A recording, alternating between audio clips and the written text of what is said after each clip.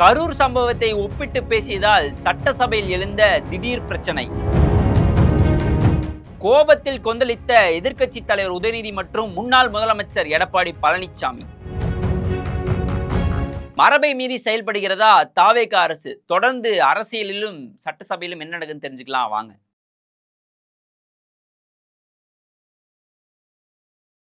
Full Moon sale காலை 9 மணியிலிருந்து இரவு 12 மணி வரை. ஆகஸ்ட் 27 ஒரு நாள் மட்டும். அழகழகாய் பாத்திரங்கள் என் மனதை கவர்கிறதே. என் சமையலறை என் பெருமை. VCR metals Therveedhi Salem. அதாவது சட்டப்பேரவையோட நிகழ்வை தாண்டி இன்னைக்கு இந்தியாவே உலுக்கியிருக்கிற ஒரு சம்பவம் தான் நேபாளம் நடந்திருக்கு. அதாவது ஒரு பேரிடர் நடந்திருக்கு.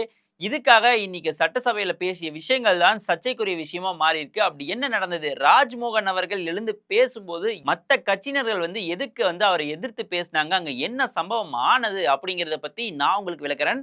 அதை தொடர்ந்து நேபாளில் எத்தனை பேர் மிஸ் ஆயிருக்காங்க, அங்க எத்தனை இழப்பு நடந்திருக்கு, அந்த விஷயத்தையும் நான் உங்களுக்கு அப்டேட் கொடுக்குறேன். ஸோ இதுல முதல் விஷயம் என்ன அப்படின்னா, இன்னைக்கு சட்டப்பேரவையில ஒரு கேள்வி எழும்புது. அதாவது நேபாளில் நடந்த சம்பவத்துல தமிழர்கள் பல பேர் பாதிக்கப்பட்டிருக்காங்க. ஸோ அங்க இருக்கிற தமிழர்களை மீட்கறதுக்கு என்ன நடவடிக்கை எடுத்திருக்கீங்கிறது தான் கேள்வியா இருந்தது.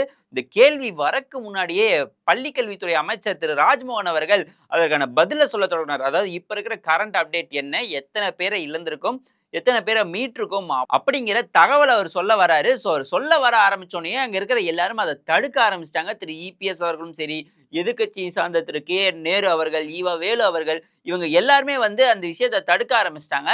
ஏன் அப்படின்னா, ஒரு சட்டசபைங்கிறது ஒரு கேள்வி, அதாவது ஒரு தவறு நடக்குதுன்னா அதை சட்டப்பேரவையில எதிர்கட்சியினர் ஆளுங்கட்சியினருக்கு சுட்டி காட்டணும். அந்த தவறு மக்கள் தரப்புல இருந்து கொண்டு போய் சேர்க்கணும். அதற்கப்புறம் தீர்வு சொல்லணும் அப்படிங்கிறது தான் அவங்க அடிப்படையில் இருக்கிற மரபா இருந்தது. ஸோ இதுக்கு தான் அங்க அத்தனை சலசலப்பு நடந்தது.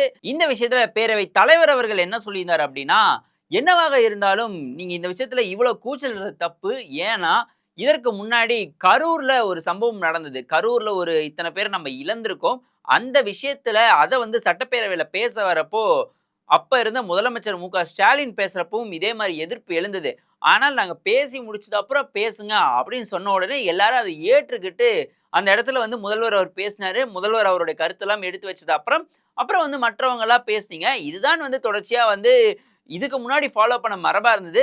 ஏன் இப்ப அதை ஃபாலோ பண்ணா உங்களுக்கு ஏன் இவ்வளவு கோபம் வருது? ஏன் அதை ஏற்றுக்கிற மாட்டேங்கிறீங்கன்னா, அவரோட கருத்தை சொன்னோம் மறுபடியும் யாருமே அமராம எல்லாருமே அவங்களுடைய கோபத்தை அந்த இடத்துல வெளிக்காட்டிட்டு இருந்தாங்க. சரின்னு சொல்லி ஆப்போசிட்ல இருக்கிற திரு ராஜ்மோகன் அவர்கள் என்ன சொன்னார் அப்படின்னா, எனக்கு வாய்ப்பு வேண்டாம், அவங்களுடைய கோரிக்கையை எடுத்துக்கிட்டு அவங்களுக்கு வாய்ப்பு கொடுங்க, அவங்க கேள்விகள் கேட்கட்டும், அதுக்கப்புறம் நாங்க பதில் சொல்றோம் அப்படின்னு சொல்லி பள்ளிக்கல்வித்துறை அமைச்சர் திரு ராஜ்மோகன் அவர்கள் சொல்லிட்டாரு. இதுல முதல் விஷயம் என்ன அப்படின்னா, எதிர்க்கட்சி தலைவர் அவர்கள் இந்த இடத்துல ஒரு விஷயத்தை பதிவு பண்றாரு. நீங்களே எல்லாத்தையும் பேசிட்டீங்கன்னா நாங்க எதுக்கு சட்டசபைக்கு வரணும், நாங்க வீட்லயே இருந்தப்பமே அப்படிங்கிற விஷயத்தையும் எதிர்க்கட்சி தலைவர் அவர்கள் பதிவு பண்ணியிருந்தாரு. இதை தொடர்ந்து எல்லாருமே அவங்களோட கருத்தை பதிவு பண்ண ஆரம்பிச்சாங்க. என்ன அப்படின்னா, இத்தனை தமிழர்கள் அங்க டூரிஸ்டா போயிருக்காங்க, இதுல எத்தனை பேர் மிஸ் ஆயிருக்காங்க, எத்தனை பேரை மீட்டிருக்கோம் அப்படிங்கிற தகவலை அரசு வெளியிடணும் அப்படிங்கிறத எதிர்க்கட்சி தலைவர் பதிவு பண்ணியிருந்தாரு. உங்க ஹெல்ப்லைன் நம்பருக்கு எத்தனை கால் வந்திருக்கு அப்படிங்கிறத பதிவு பண்ணணும் அப்படிங்கிறதையும் எதிர்க்கட்சி தலைவர் பதிவு பண்ணியிருந்தார். திரு எடப்பாடி பழனிசாமி அவர்களும் அதை தான் சொல்லியிருக்காரு. என்ன அப்படின்னா, தமிழகத்தை சார்ந்த ஒவ்வொரு மாவட்டத்தை சார்ந்த இத்தனை பேர் போயிருக்காங்க. ஸோ இத்தனை பேரோட நிலைமை என்ன, அவங்க குடும்பத்துக்கு அனௌன்ஸ் பண்ணிட்டீங்களா, அது எப்போ அனௌன்ஸ் பண்ண போறீங்க அப்படிங்கிற கேள்வியும் அவர் எடுத்து வச்சிருக்காரு திரு எடப்பாடி பழனிசாமி அவர்கள். இதற்கு ராஜ்மோகன் அவர்கள் என்ன ரிப்ளை கொடுத்திருக்காரு அப்படின்னா, இப்ப இருக்கிற கரண்ட் அப்டேட் படி, அதாவது 57 பேர் இல்ல, 57 பேருக்கும் மேல சூப்பர் யாத்திரை அப்படிங்கிற ஒரு கம்பெனில இருந்து கிட்டத்தட்ட 57 பேர் போயிருக்காங்க. அதே மாதிரி சென்னையில இருந்து மகாதேவ் யாத்திரை அப்படிங்கிற ஒரு கம்பெனில இருந்து கிட்டத்தட்ட 49 பேர் போயிருக்காங்க. ஸோ இவங்களோட நிலைமையெல்லாம் என்னன்னு இப்பதான் நாங்க முறையா ஃபாலோ பண்ணிட்டு இருக்கோம். தொடர்ந்து நேத்துல இருந்து அங்க இருக்கிற டூரிஸ்ட் டிபார்ட்மெண்ட்லாம் இருக்கும் இல்லையா, அவங்க கிட்ட ஃபாலோ பண்ணிட்டு இருக்கிறோம் அப்படிங்கிறதையும் பதிவு பண்ணியிருக்கார். அண்ட் ஒரு விஷயத்தை அவர் மென்ஷன் பண்ணியிருக்கார். என்ன அப்படின்னா, அங்க இருக்கிற பேரிடர்கள் கிட்டத்தட்ட 39 40க்கும் மேல பாலங்கள் பாதிக்கப்பட்டிருக்கு. பாலங்கள் முற்றிலுமா தரமட்டமாயிருச்சு. அதனாலதான் நாங்க இப்ப இத்தனை பேரை நம்ம காணோம்னு மென்ஷன் பண்றோம்.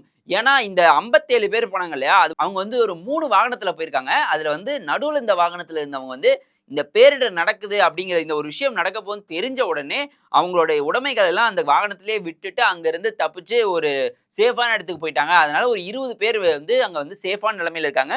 மிச்சம் இருக்கிறவங்களுக்குலாம் என்ன நிலைமைங்கிறத தொடர்ச்சியா ஆலோசனை செஞ்சுட்டு இருக்கோம். தமிழக அரசு சார்பா 3 உதவி எண்களை வந்து அனௌன்ஸ் பண்ணியிருக்கோம். தமிழ்நாட்டுக்கும் இந்தியாவுக்கும், அதாவது வெளிநாட்டுல இருந்து கால் பண்றவங்களுக்கும் தனித்தனியா 3 எண்களை அனௌன்ஸ் பண்ணியிருக்கோம். இதுல இப்ப வரைக்கும் கிட்டத்தட்ட 947 காலுக்கு மேல வந்து பதிவாயிருக்கு. நாங்க ஒன்னொன்னா ஃபாலோ பண்ணிட்டு இருக்கோம். இப்போ 5, 6ன்னு சொல்லி சேஃபா இருக்கிறவங்களோட எண்ணிக்கை இன்க்ரீஸ் ஆயிட்டே இருக்கு தொடர்ச்சியா. அதனால வந்து நாங்க தொடர்ச்சியா ஃபாலோ பண்ணி அப்ப அடுத்தடுத்து என்ன அப்டேட் வருதோ அதை வெளியிடுவோம் அப்படின்னு சொல்லி ராஜ்மோகன் அவர்கள் பதிவு பண்ணியிருக்கார். அண்ட் அதை தொடர்ந்து நான் உங்ககிட்ட சொல்ல விரும்புற விஷயம் என்ன அப்படின்னா, இப்போ நேபாளத்துல என்ன விஷயம் நடந்திருக்கு, ஒரு பெரிய பேரிடர் நடந்திருக்கு. நீயா நானான்னு சண்டை போடுறதுக்கு முன்னாடி அங்க இருக்கிற மக்களை மீட்டு நம்ம கிட்ட வந்து சேர்த்துட்டு அதுக்கப்புறம் என்ன அரசு நடவடிக்கை இருந்துச்சு, இதுல தப்பு செஞ்சிருக்கீங்கன்னு நீங்க வந்து உங்களுடைய கருத்தை எடுத்து வைங்க, அவங்க பதில் சொல்லட்டும், மாற்றிக்கிட்டோம். ஆனா அது நடக்கிறதுக்கு முன்னாடியே நான் தான் முதல்ல பதிவு பண்ணுவேன்னு சொல்லி ஒரு விஷயத்த கொண்டு வரது சரியா தப்பான்னு எனக்கு தெரியல. அண்ட் அதையும் தாண்டி இப்ப நேபாளத்தில் நடந்த அப்டேட் என்னன்னு பாத்தீங்கன்னா, இந்த பேரிடர்ல 1000க்கும் மேற்பட்டவர்கள் காணாமல் போயிருக்காங்க. கிட்டத்தட்ட 150 பேருக்கும் மேல வந்து இறந்து போயிருக்காங்க. அதாவது இந்த பேரிடர்ல இழப்பாயிருக்கு. அண்ட் இதுல வந்து 500க்கும் மேல காணாமல் போனவர்கள் வந்து ஃபாரினர்ஸ், வெளிநாட்டுல இருந்து நேபாளுக்கு சுற்றுலாக்காக வந்தவங்க. தமிழ்நாட்டுல இருந்து 57 பேர் ஒரு கம்பெனில இருந்தும், 49 பேர் ஒரு கம்பெனில இருந்தும், ஈசா ஃபவுண்டேஷன்ல இருந்து கிட்டத்தட்ட 77 பேரும் வந்து அங்க டூரிஸ்டா போயிருக்காங்க.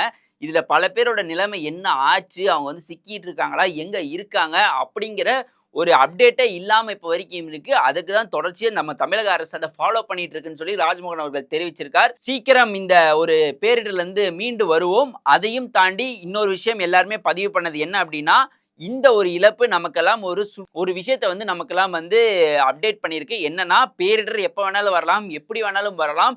அதற்கு முன்னெச்சரிக்கையா இருக்கணும். அதுக்கேற்ற மாதிரி சட்டத்திட்டங்களை மாற்றி மக்களுக்கு பாதுகாப்பு அடைகிற மாதிரி செய்யணும். இந்த மாதிரி இன்னொரு பேரிடர் நடக்கிறதுக்கு முன்னாடியே அதை சீக்கிரமா தடுக்கணும் அப்படிங்கிற நடவடிக்கை எடுக்கணும். அதுக்கான சட்டத்திட்டங்களை கொண்டு வரணும் அப்படின்னு ராஜ்மோகன் அவர்கள் பதிவு பண்ணியிருக்காரு. ஸோ இந்த இழப்புல இருந்தும் இந்த ஒரு பேரிடர்ல இருந்தும் சீக்கிரமா மீண்டு வருவோம். இதே மாதிரி பல அரசியல் அப்டேட்டுடன், சமூக நிகழ்வுகளுடன் உங்களை நான் வந்து சந்திக்கிறேன். அது வரைக்கும் நான் உங்கள் ஜெகவின். ஃபுல் மூன் சேல் காலை 9 மணியிலிருந்து இரவு 12 மணி வரை ஆகஸ்ட் 27 ஒரு நாள் மட்டும். அழகழகாய் பாத்திரங்கள் என் மனதை கவர்கிறதே. என் சமையலறை என் பெருமை. VCR metals Therveedhi Salem.